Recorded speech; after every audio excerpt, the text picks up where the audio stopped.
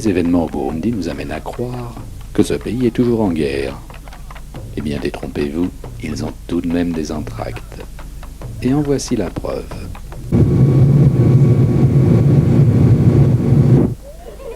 Aujourd'hui, c'est dimanche au Burundi. Un merveilleux petit pays situé au cœur de l'Afrique. Nous avons été appelés par l'Office national du tourisme pour filmer ses beautés et les faire connaître.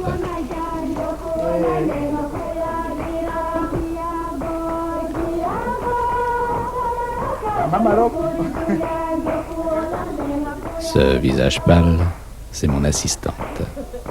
Et le dimanche, je lui offre le restaurant. Quant à cette main féminine, elle appartient à notre guide. Hélas, le reste a refusé d'être filmé.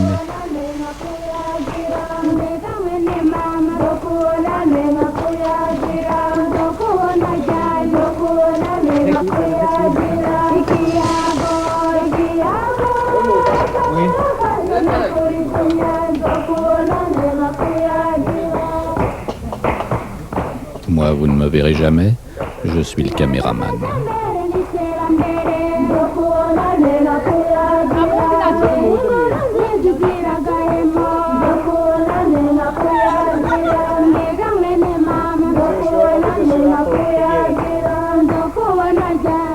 La première chose qui nous a amusés, c'est le transport des marchandises, bien particulier en Afrique.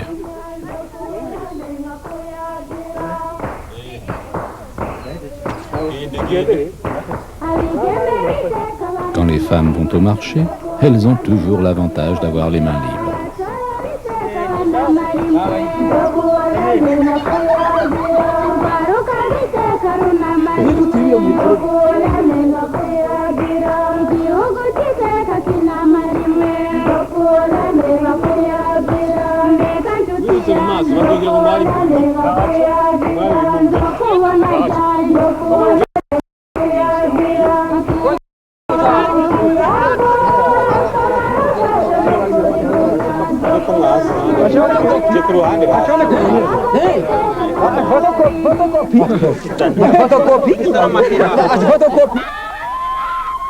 Les Burundais sont très sympathiques. Et une fois par semaine, ils mettent leur plus belle tenue et font la fête.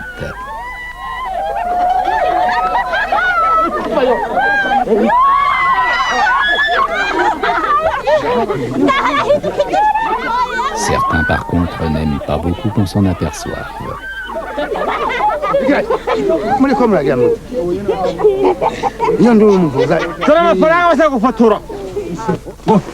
Mais ce n'est pas grave, les vaches s'en moquent.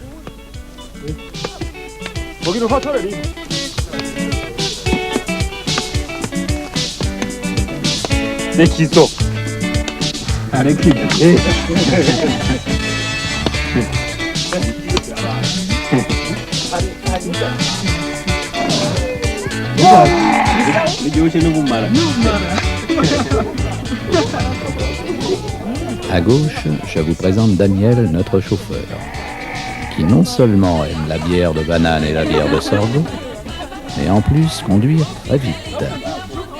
Et à certains endroits, gare à la colonne vertébrale.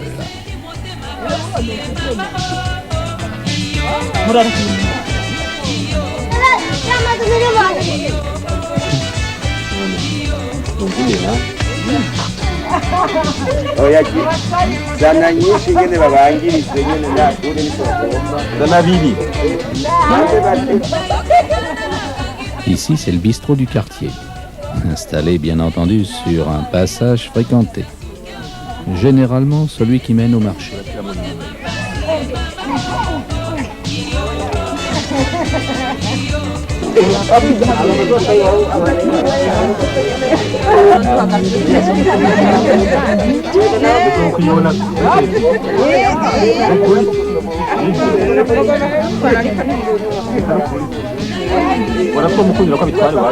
Je vous prie de croire que le soir, il y a du tangage dans les palmiers.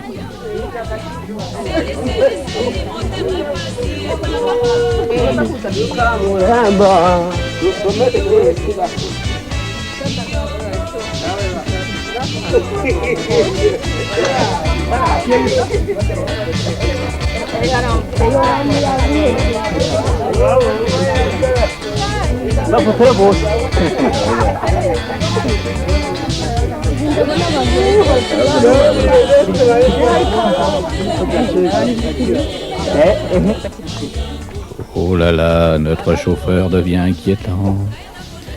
Il va être temps de repartir.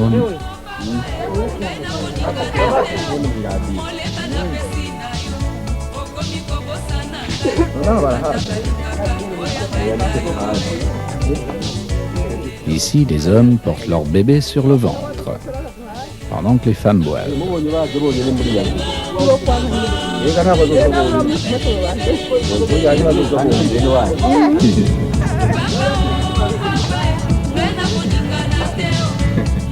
Tiens, un autre moyen de transport.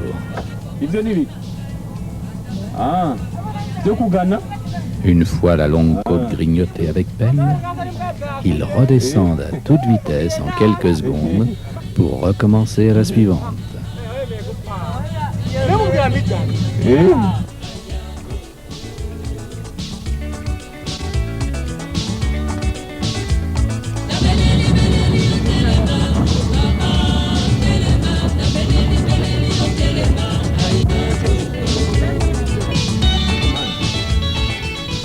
Pour aller au marché, les femmes font quelquefois des kilomètres à pied avec d'énormes charges sur la tête.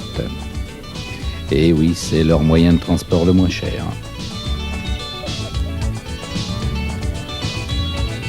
Mais pour équilibrer la soif de notre chauffeur, nous nous dirigeons maintenant à la découverte des splendides chutes de Muezinga dans le sud du pays.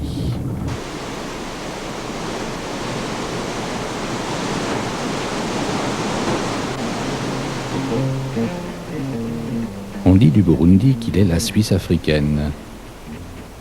La comparaison est flatteuse, mais toute ironie mise à part, elle est vraiment justifiée. Il est vrai que ce minuscule pays au centre du continent couvert de collines verdoyantes bénéficie d'un climat idéal en toute saison. Pour le visiteur, c'est une source permanente d'étonnement. Fort de ses atouts, le Burundi s'ouvre aujourd'hui au grand tourisme.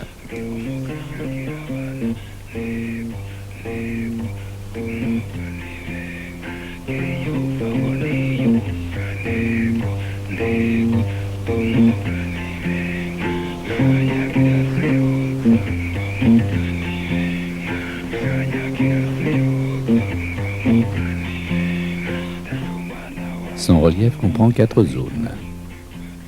La plaine de la Ruzizi, où règne un climat tropical. La crête Zahir-Nil, où règne un climat doux et tempéré d'altitude. Elle abrite la grande forêt secondaire de Kibira. Le plateau central où s'alignent de petites collines ondoyantes. Et les dépressions de l'Est et du Nord-Est, couvertes d'une savane arborée.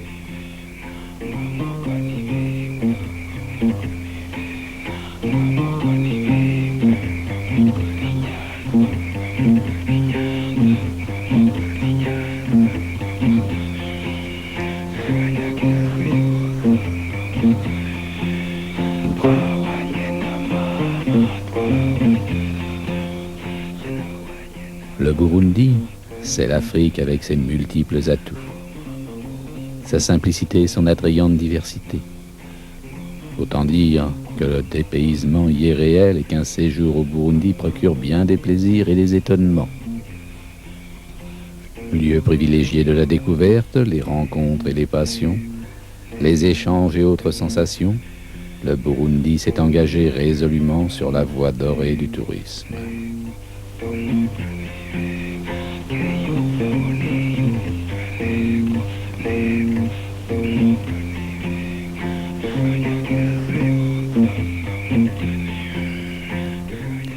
Il n'y fait jamais trop chaud, ni jamais trop froid. Il pleut régulièrement, juste ce qu'il faut.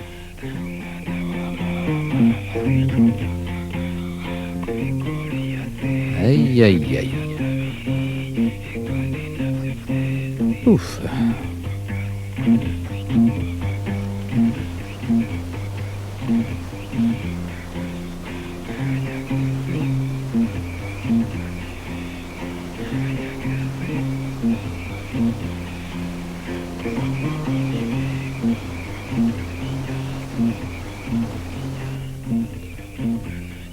Leur marché se situe le plus souvent sur la place du village et quelquefois dans un pré entre les vaches et les chèvres.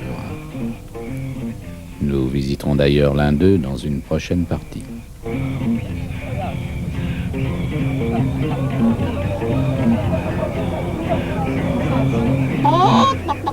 Pour l'instant, mon imitation du poulet restera marquée dans la mémoire de ses enfants.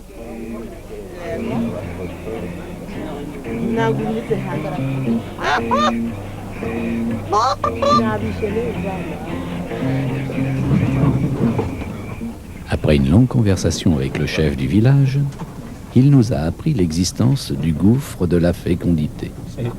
Et cela amusait notre chauffeur qui cette fois ne savait pas du tout où il allait. Mais les pistes quelquefois ne se laissent pas faire. Et mieux vaut y renoncer.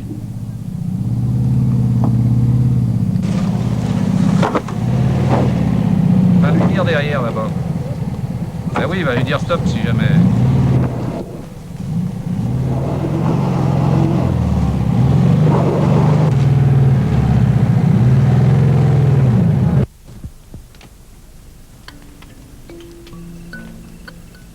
Des milliers d'hectares de forêt sont déracinés et brûlés afin d'agrandir les immenses champs de canne à sucre.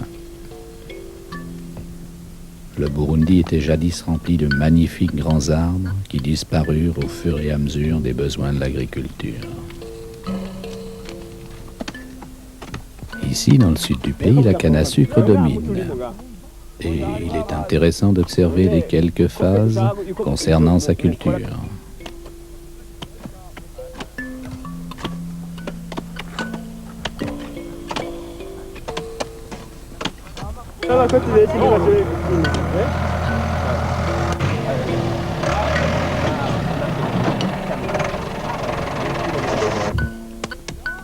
Après avoir creusé une petite tranchée, ils y coupent des morceaux pour ensuite les reboucher.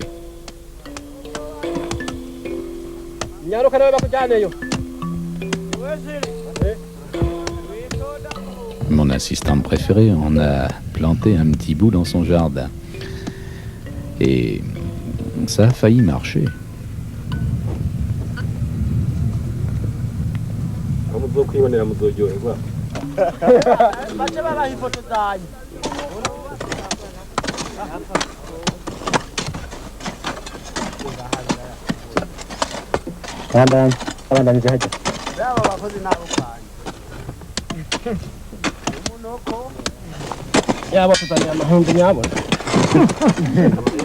Amahombi.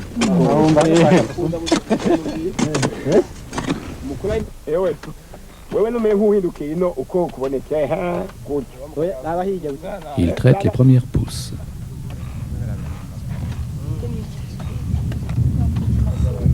Et pourquoi là on la laisse pas entière?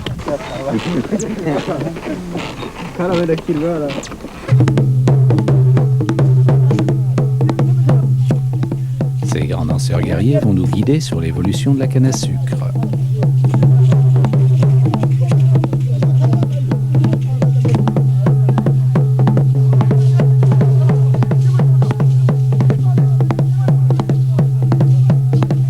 Un peu plus tard, ils vont ensuite défricher les secondes pousses en chantant.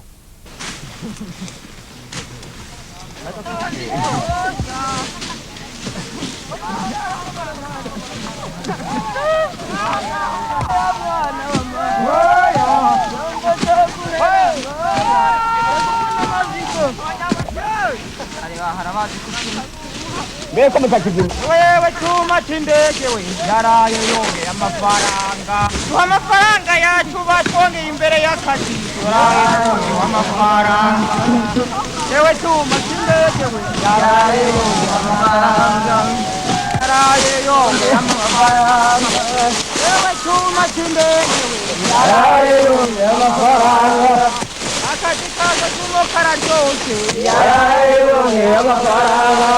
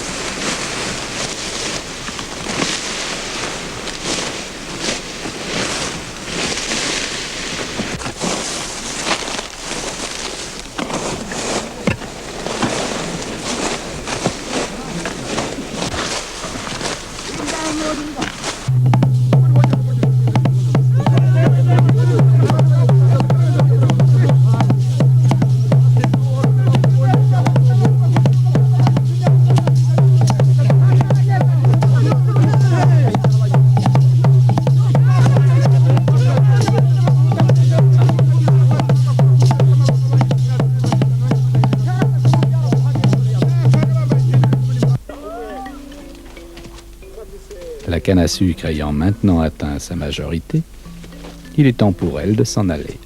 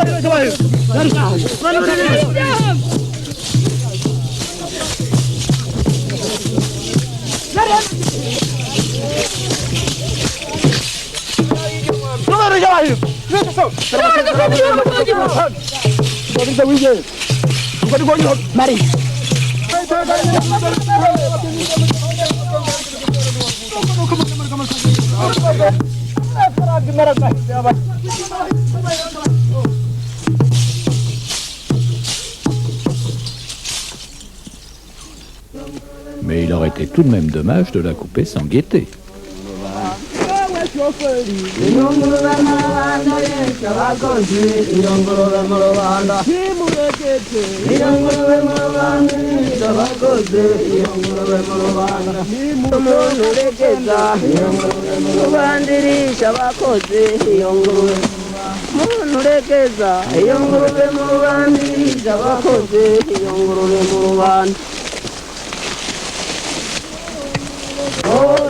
Kugikokora hanyuma akagitema ukagikokora neza bamwe bahungume amakira bateba bamwe bahungume reka ntimuregeze reka kira bateba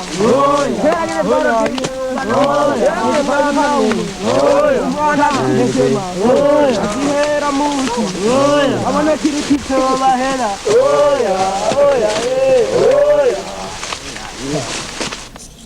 Impamagara cy'igihugu impamagara kwisagira inkiko nayo itabye nasobanije kwakira ngo ujye cumari ikirangira ry'amara mu gishinga n'inkabi nkaka datokana ku rutiro utaganya gihumbe Impamagara cy'igihugu isigaye itera ubwoba nk'intare intambara kubona mu gitama cy'abahari impamagara cy'igihugu nayo ise ruhinda n'inkubito Kamiri byarwo bantu bakandi babitari nk'ayo twitwa ibitazi bitoje ntangara amahoro meza mu Burundi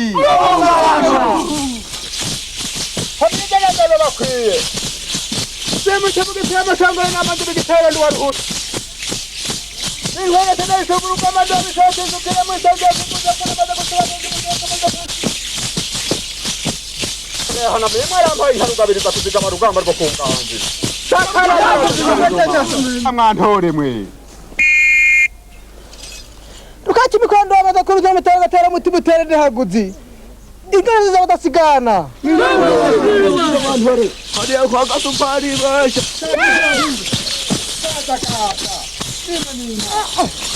On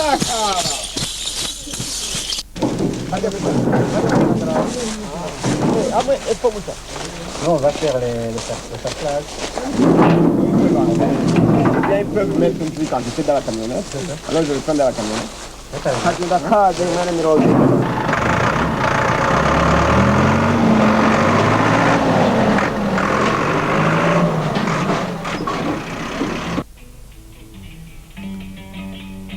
Ça, c'est leur manière d'être au régime.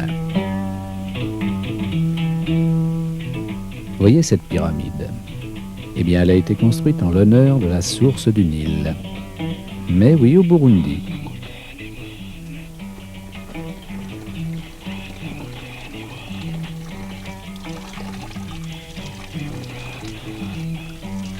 Quand on pense que ce petit jet d'eau va parcourir 6700 km à travers 5 pays avant de découvrir les grandes pyramides d'Égypte, c'est impressionnant.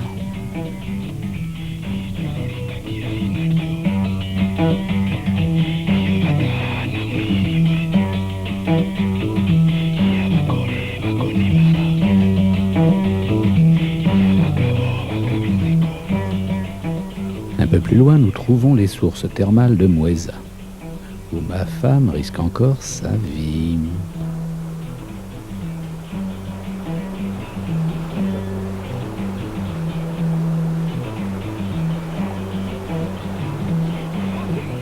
Flûte.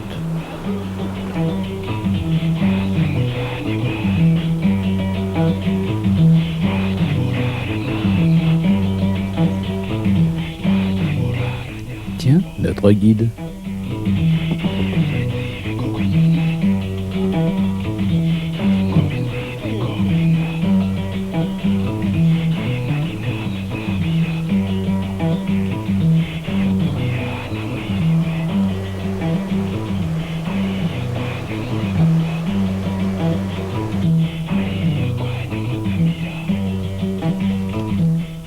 Nous savons de sources chaudes que d'abord elles le sont, et qu'ensuite elles soignent les rhumatismes et bien d'autres maladies que je ne m'aventurerai pas à vous citer.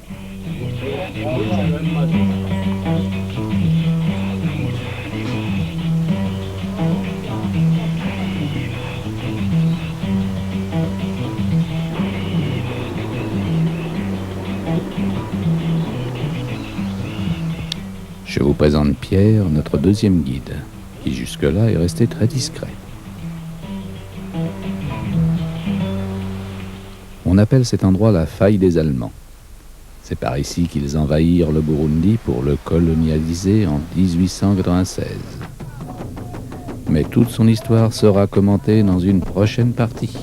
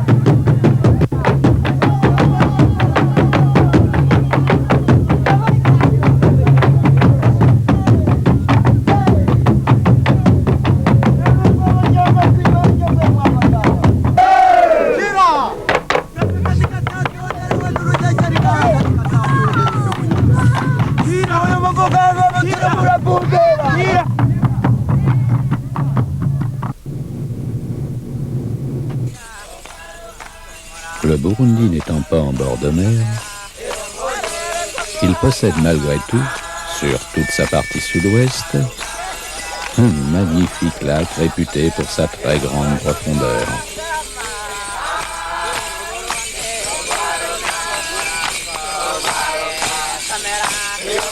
Un accueil chaleureux nous attendait. Prévenus par les tam-tams, les Agasimbo, danseurs acrobates, nous ont surpris par leur souplesse et par leur gentillesse.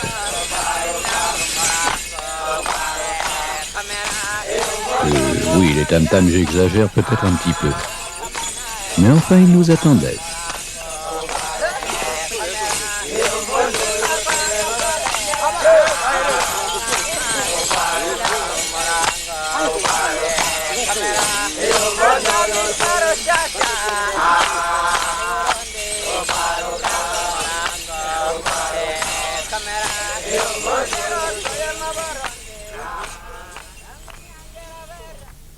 Nous sommes au bord du lac Tanganyika, l'un des plus profonds du monde. 1470 mètres de fond. Sa superficie est de 42 000 km². Il est bordé à l'ouest par le Zaïre, à l'est par la Tanzanie et le Burundi. Ce dernier possède environ 140 km de côte.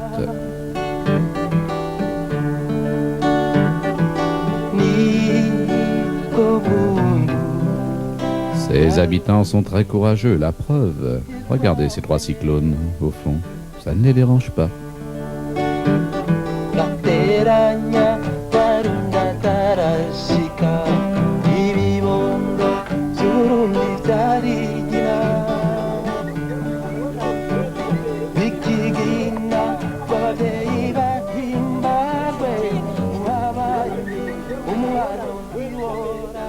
La pêche dans le lac Tanganyika semble être une activité pratiquée depuis fort longtemps. Mais celle-ci était sous-exploitée.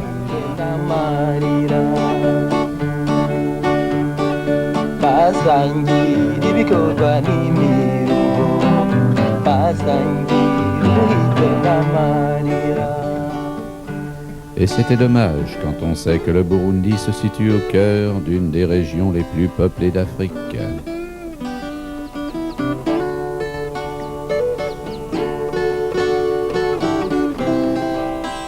Ces enfants se dépêchent d'aller voir les Agasimbo qu'ils ont dû entendre de loin.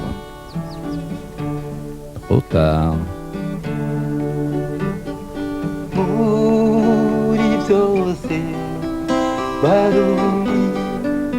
Il faut dire que la danse donne soif. N'est-il pas sympathique?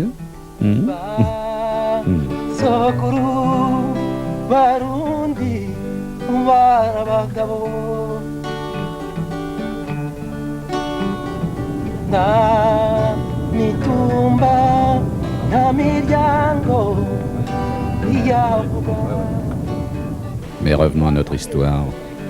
Les prises de pêche étaient si peu abondantes que les premiers explorateurs découvrant le lac dans la deuxième moitié du XIXe siècle conclurent à une certaine pauvreté de celui-ci.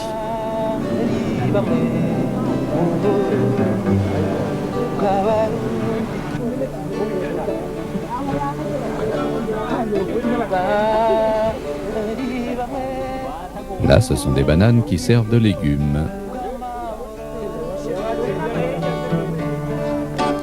Ça a le goût de la pomme de terre.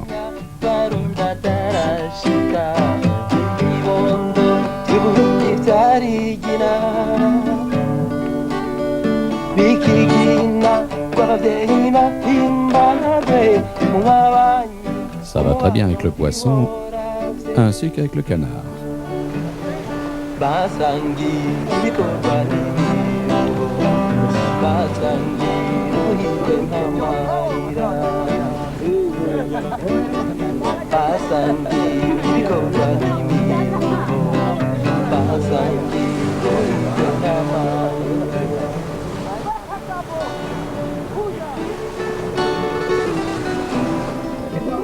Il fallut attendre les premières missions belges en 1946 pour que soit révélé le réel potentiel biologique du lac et pour que soient entrepris les premiers efforts du développement de la pêche.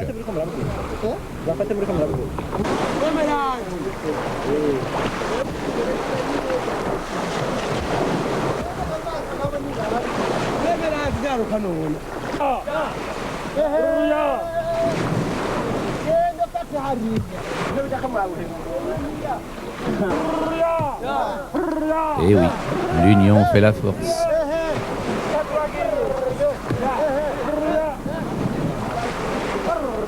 Et la marmite aussi. Nous quittons maintenant la pêche et remontons vers Bujumbura, la capitale du Burundi. Nous croisons des lavandières burundaises,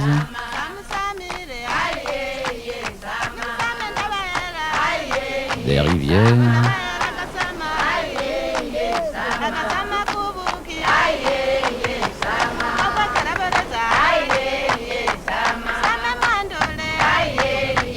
et continuons à longer le lac Tanganyika.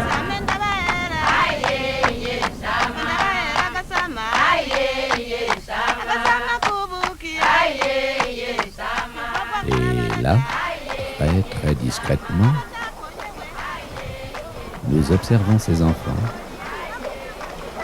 qui essayent de s'amuser avec une mini pirogue.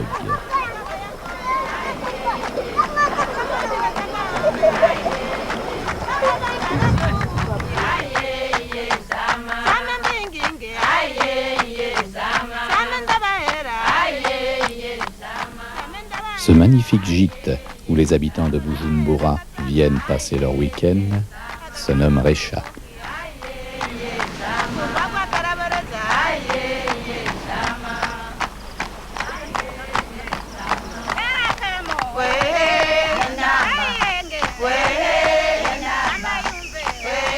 Et leur plus grand plaisir est de jouer avec ces petits singes des forêts voisines, plus communément appelés singes verts.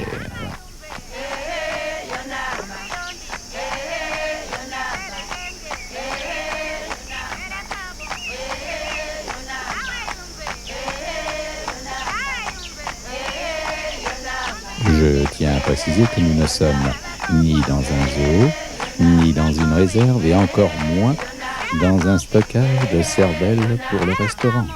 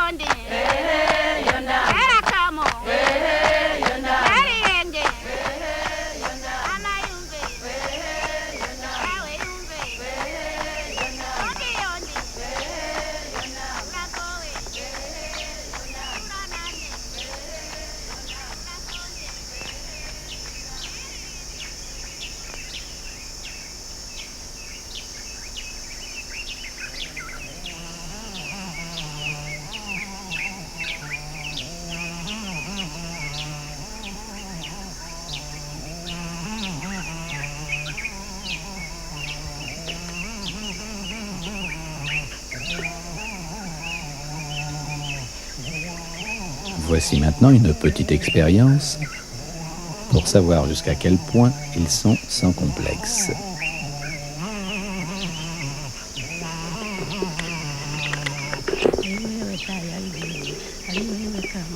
Eh bien oui, ils sont vraiment sans complexe.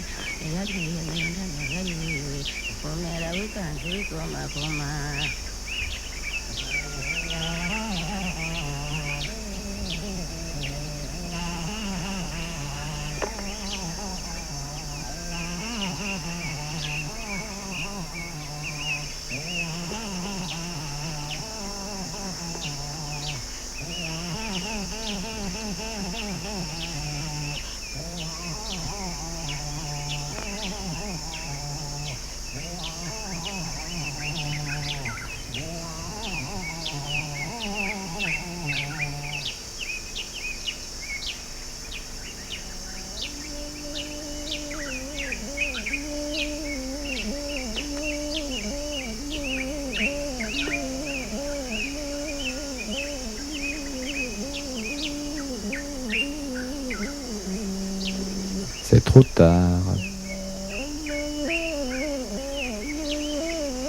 Et le pique-nique s'organise.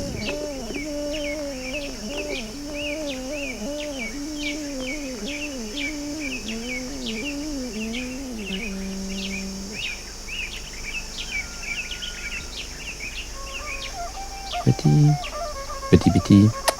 Viens, petit.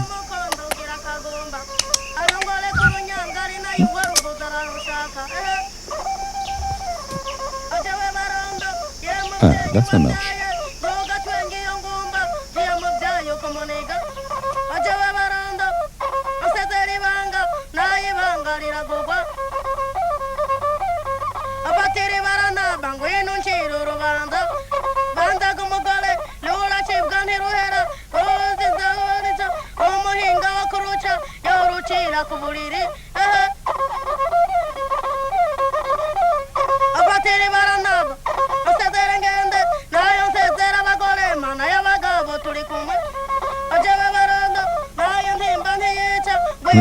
Mais oui, il n'y a pas que du vert chez eux.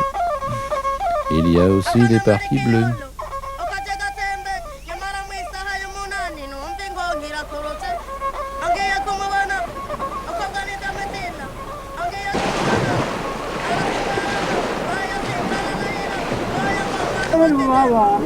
igomba kujya yewe rubaba ngiye gusenya nsanga yangura abandi ngiye kuvoma nsanga yangura abandi yewe rubaba Ceci est la fabrication artisanale d'huile de palme. De grandes plantations s'étendent sur plusieurs kilomètres carrés.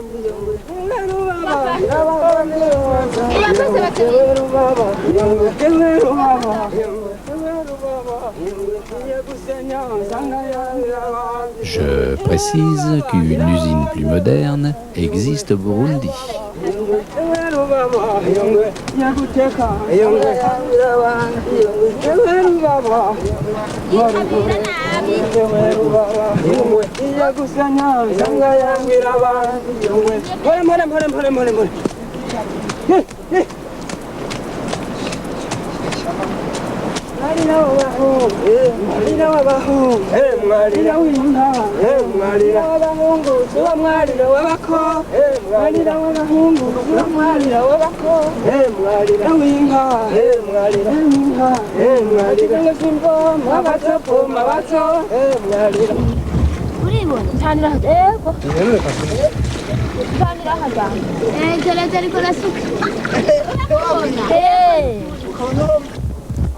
inge mande mbere mane nkweke mbere nakagatabi nawe nari nakwaje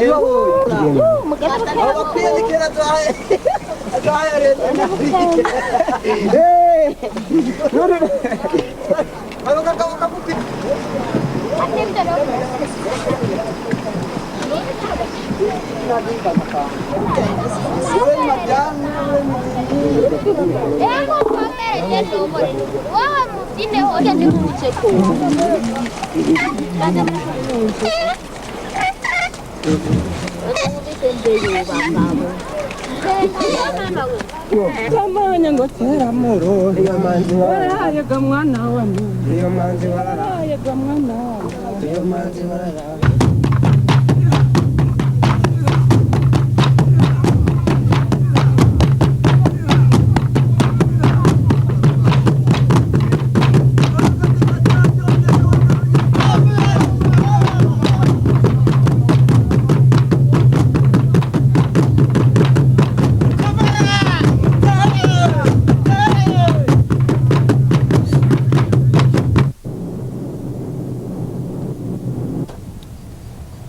Sur les montagnes du Burundi s'étendent d'immenses champs de thé à la lisière des forêts.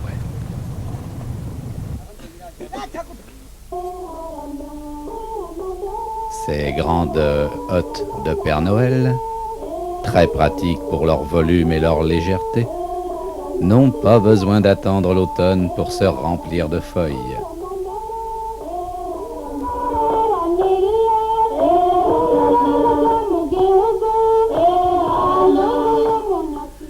Nous sommes ici à Teza, plus de 2600 mètres d'altitude. L'introduction de la culture du thé récente au Burundi date d'environ une vingtaine d'années. Qu'est-ce que j'ai dit de drôle? Le thé demande un climat assez frais, 15 à 17 degrés, en même temps que très humide. Le thé a été planté suivant les courbes de niveau et les alignements courts à flanc de colline.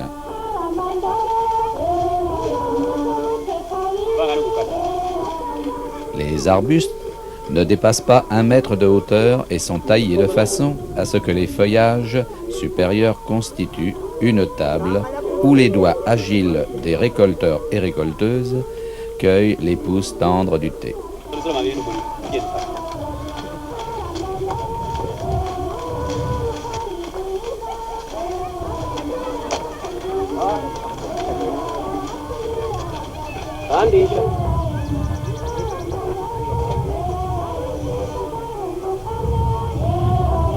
La verdure éternelle. Elle repousse quelques semaines après.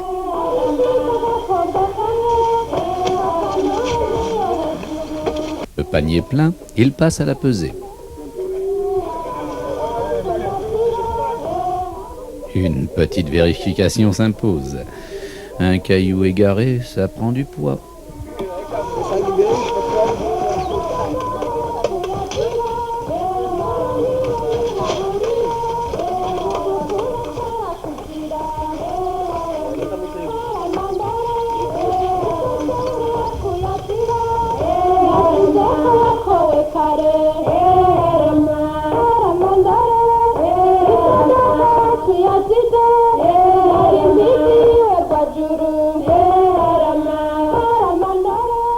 Les feuilles sont ensuite réceptionnées dans cette usine moderne qui assure la transformation et la commercialisation.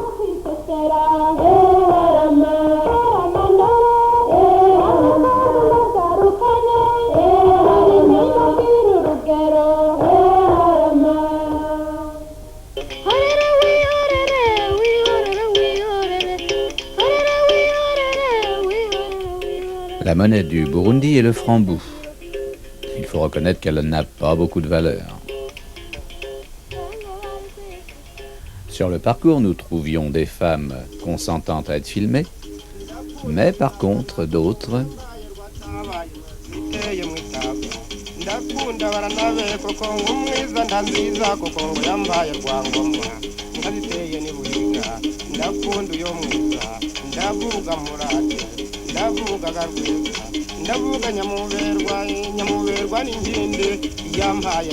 d'autres refusaient de coopérer. Mais notre guide était là, il nous a suivis tout le long du parcours et il essayait de décontracter en buvant de la bière de sorgho cette femme qui riait beaucoup.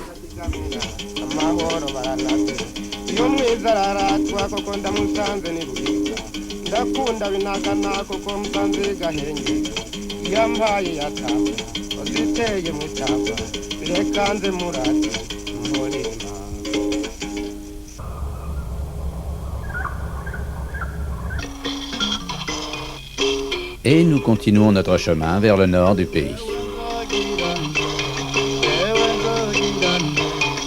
où les machines à laver se font rares.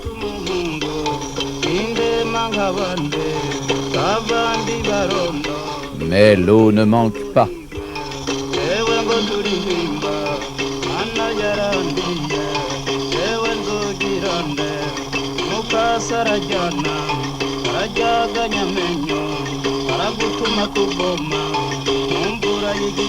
Un petit renseignement passant n'a fait de mal à personne.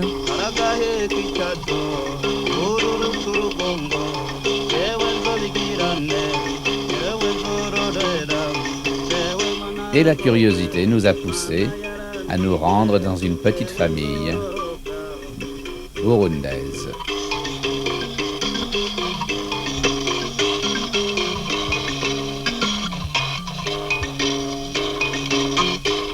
Il est bizarre ce chien de garde.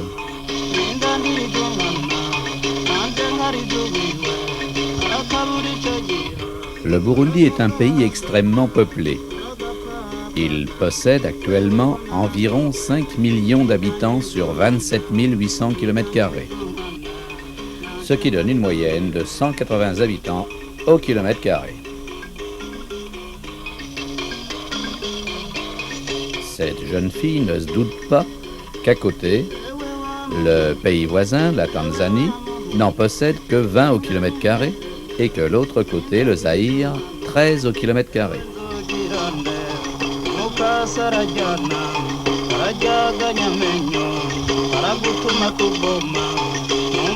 Une croissance très rapide quand on sait qu'il n'était que 1 710 000 en 1949 et qu'actuellement ils sont 5 millions.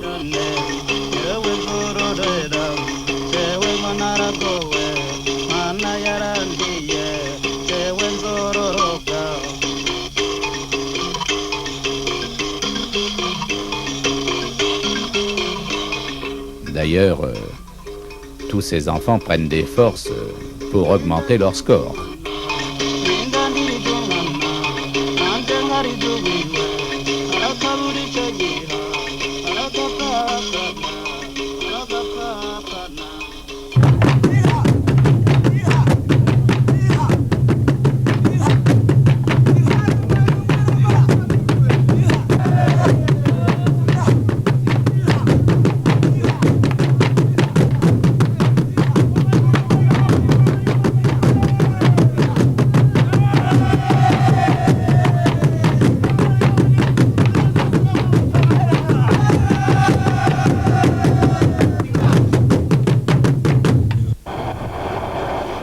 Mais non, ce n'est pas parce que nous montons dans le nord du Burundi que la pluie s'est mise à tomber. Ce n'est pas ça. C'est tout simplement parce que nous sommes en plein mois d'avril. Et que la saison des pluies tombe entre février et mai. Voilà, c'est pas de chance. Viendra ensuite la saison sèche, la grande saison sèche. Les récoltes commenceront à mûrir et le vent soufflera du sud. Une autre petite saison des pluies viendra ensuite entre septembre et décembre, suivie d'une autre petite saison sèche. Ce sont les pluies qui nuancent les rythmes de la vie rurale. Mais au Burundi, il n'y a pas que le lac Tanganyika. De nombreux lacs dans le nord existent aussi.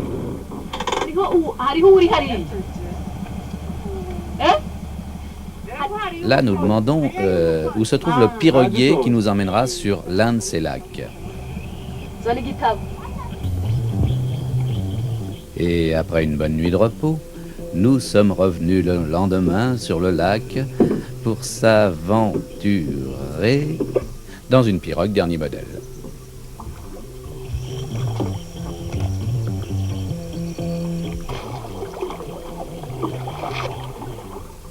Vous saviez que le double de mon assistante, c'était ma femme?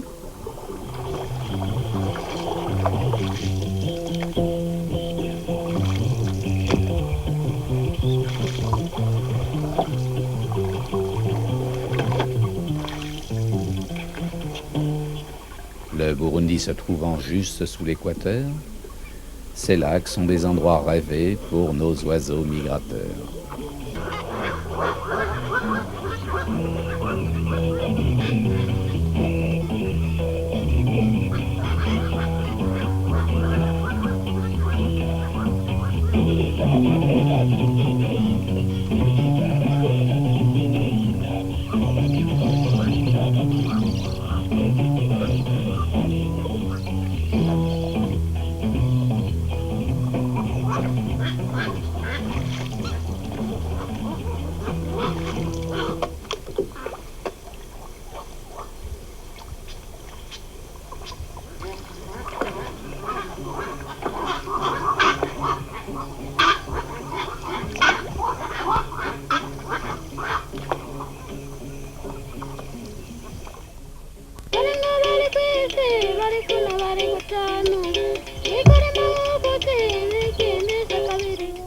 Le paysage se caractérise par l'extrême dispersion de ses habitations.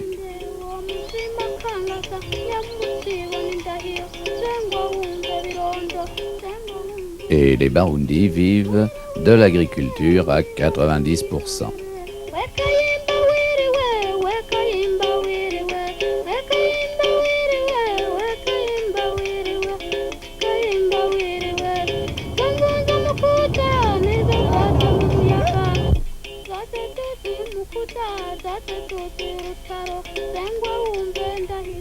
Les jeunes de moins de 18 ans représentent presque la moitié de la population. Et bien sûr, il faut travailler. Quand ils ne sont pas au champ, ils sont au marché. Cette farine de manioc les aide à vivre, ainsi que cette huile de palme.